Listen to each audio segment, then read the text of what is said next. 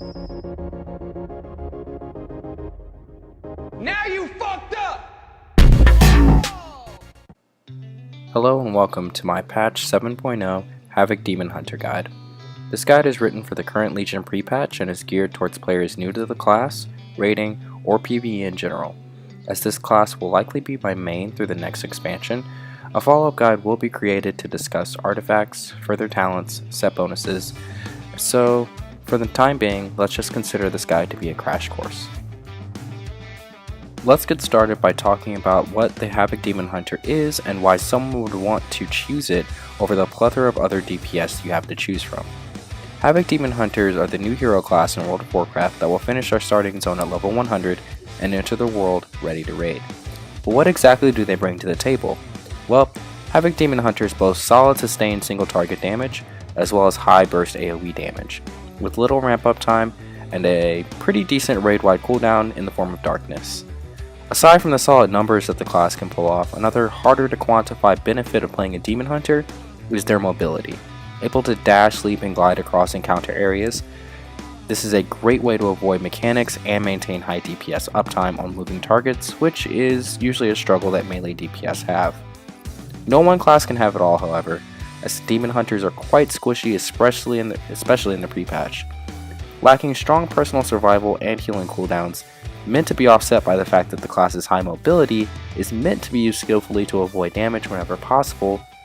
However, this is in and of itself contradictory to the current best simming method of playing the class, which involves moving as a part of your rotation and not just for survival, and doing either one of these things incorrectly will oftentimes leave you out of range of the boss.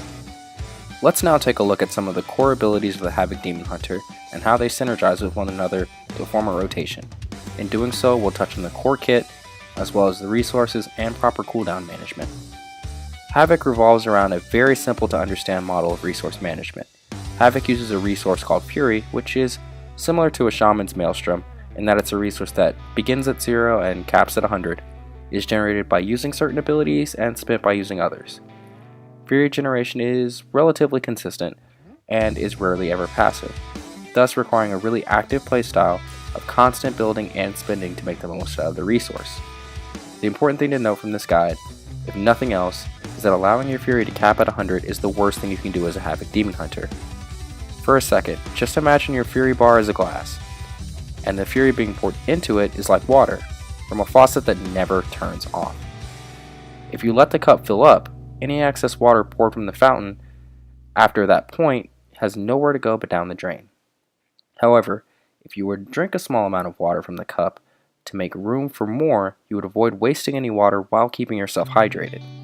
That is the concept of not capping your resources. It might not seem to be a bad thing to have wasted 5 Fury here or there, but when you realize that once you waste 5 Fury here or there 8 times, you're missing out on Chaos Strikes, which could in turn give you additional resources. And then it becomes clear that you've pretty much poured your DPS down the drain. Fury is generated primarily through use of Demon Spike, which is a decent damage, no cooldown melee attack that should be used whenever Fury is needed and none of your other abilities are off cooldown. No other abilities generate Fury by default. Fury is spent primarily on Chaos Strike, which is a high damage, single target attack that spends large chunks of Fury, but has a chance upon critical strike to refund half of its Fury cost. It is due to this mechanic and the nature of refunding the resource and not simply reducing its cost upon cast that forces Demon Hunters to pay close attention to their Fury and more or less guesstimate where it might be in the next few globals in order to construct a rotation that avoids capping resources. For AoE, the Demon Hunter has 2 core spells to choose from. The first is Blade Dance, which costs a moderate amount of Fury and basically creates a damage aura around the Demon Hunter. It's worth noting that the Demon Hunter may move during Blade Dance and that the damage aura will follow. The next AoE ability is I-Beam. I-Beam is a frontal cleave ability with a high Fury cost and a relatively long range that deals massive damage in the form of chaos damage, which does benefit from our mastery. The damage from I-Beam always crits, and it's worth noting that this is a channeled spell that roots the Demon Hunter in place for its duration, and performing any other actions during I-Beam will cancel it. Think of I-Beam as the old Windwalker Fist of Fury without the added benefit of stunning targets. When it comes to movement, Havoc Demon Hunters are nearly unparalleled. Baseline, they have 2 movement abilities, and the first of which is Fell Rush.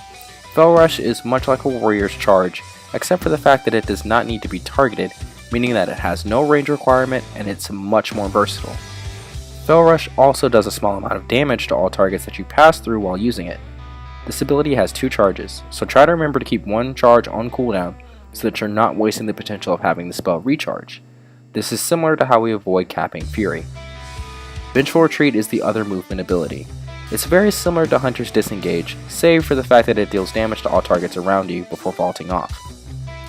It's worth noting, the small damage that are dealt by these abilities is meant to offset the fact that you will be using them to essentially take yourself out of melee range of the target, if it only briefly.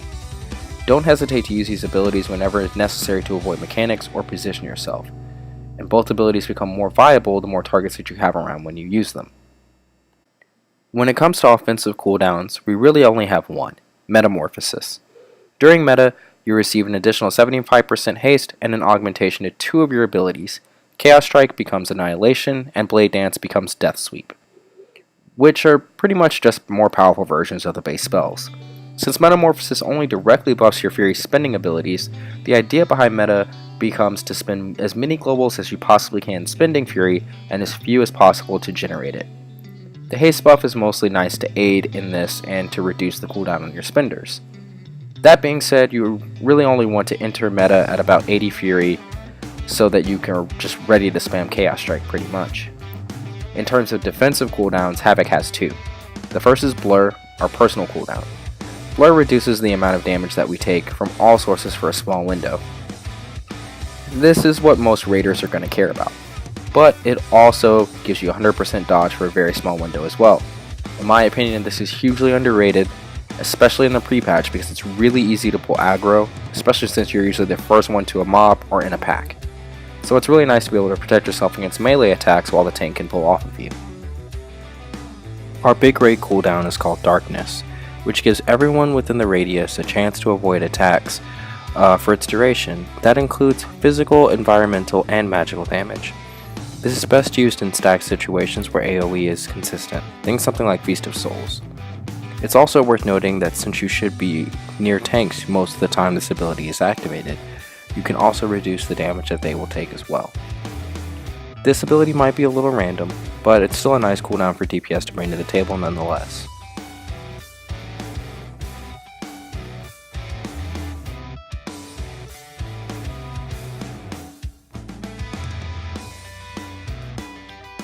Now, on to talents. During the pre-patch, Demon Hunters only have 2 talent tiers available to them. They are, however, very useful at easing you into the different playstyles that the spec has to offer. In the first tier we have Fell Mastery, Chaos Cleaving, and Blind Fury. Fell Mastery is by far the best choice in this tier, as it makes Fell Rush a legitimate part of your rotation, which adds some complexity to what would otherwise be very simple. It provides a solid single target damage boost, which the other talents simply do not, while still being competitive as Fell Rush does more damage the more enemies that it passes through. Finally, this choice gives you more resources to play with, which in general will always be the best option. That said, it does force you to use Fell Rush often as a part of your rotation and not for movement, and punishes you for wasting charges. If these things don't appeal to you, then you could use Chaos Cleaving, which will provide a solid DPS boost on 2 targets exactly, and you could use Blind Fury on fights that would have more than 2. And that would definitely live long enough for I-Beam to do most of its damage. The next tier gives us Prepared, Demon's Blades, and Demonic Appetite. The best choice in this tier is Prepared in nearly all situations, mostly due to the extra resources that it generates. However, the reduced cooldown indirectly increases the damage that it does as well. Demon's Blades is another major playstyle shift that replaces Demon's Bite by a passive that has a chance upon auto attack to do additional shadow damage and generate Fury, creating a passive yet random playstyle. Overall, the Fury that this can generate can be quite potent, but it's completely random, which may lead to capping or starving yourself at the worst possible times. At this moment in the pre-patch, the ability to have reliable and fluid Fury generation is simply better. Finally, Demonic Appetite is by far the best choice for difficult solo play. The rotation for Havoc is relatively simple, as you will likely open up the fight with a Fel Rush to close distance and for the fury that it generates. You will use Demon's Bite until you have 80 or more fury, then you'll dump fury by using Chaos Strike until you have below 70 fury. Then you'll begin using Demon's Bite again. This is to ensure that you are unlikely to cap, and also so that you do not starve yourself, so that you are able to cast Blade Dance or Eye Beam immediately as new targets enter the fray. In AoE situations, you simply want to use Blade Dance and Eye Beam on cooldown, and then you're going to use Chaos Strike whenever you need to dump fury when the other two abilities can't be used. It should be noted that neither of these abilities are to be used on a single target, no matter how cool they look, as Chaos Strike will have the opportunity to give you more resources to play with. While going through this rotation, you must also make sure that you are using Fel Rush so that you are never at 2 charges, and using Vengeful Retreat on cooldown. The two sync so that you may use Vengeful Retreat to fall out of combat and then rush back in to get your prepared buff and the fury that comes from Fel Rush. All the while, both of these abilities are doing damage and generating more fury than Demon's Bite would, which is what makes them more efficient to use. Finally, one note on Metamorphosis. One common mistake that I've seen players make is to use Metamorphosis right on the pull, and then going right on through with the rotation. This is incorrect, as you want to have a full fury bar as close to it as you can before going in meta. That being said, to begin most encounters you're simply going to Fel Rush in and Demon's Bite until you have full fury, then pop meta, then go through your normal rotation, making sure to make use of Prepared and Fel Mastery to efficiently generate more fury to be consumed by your spenders. When it comes to stats, Critical Strike is most important, as it increases the amount of fury you have to generate via your Chaos Strike. Next is Versatility, which will increase the damage of all of your abilities. Following that is Mastery, which although very powerful, only increases the damage of some of your abilities. And then Haste, which will result in a faster playstyle, but due to the fact that resources cap and haste can eventually get to the point where you can't hit the buttons fast enough, it will become less useful at a certain point, so stacking it slower is generally better. Although with Demon's Blades, it may move up on the list a little bit. Remember to only be wearing agility gear and always choose item level upgrades over secondary stats, because that will always carry more agility with them. I hope this guide has been helpful. As I stated earlier, this is a work in progress for both myself and my channel, and I will admit it over the course of the expansion.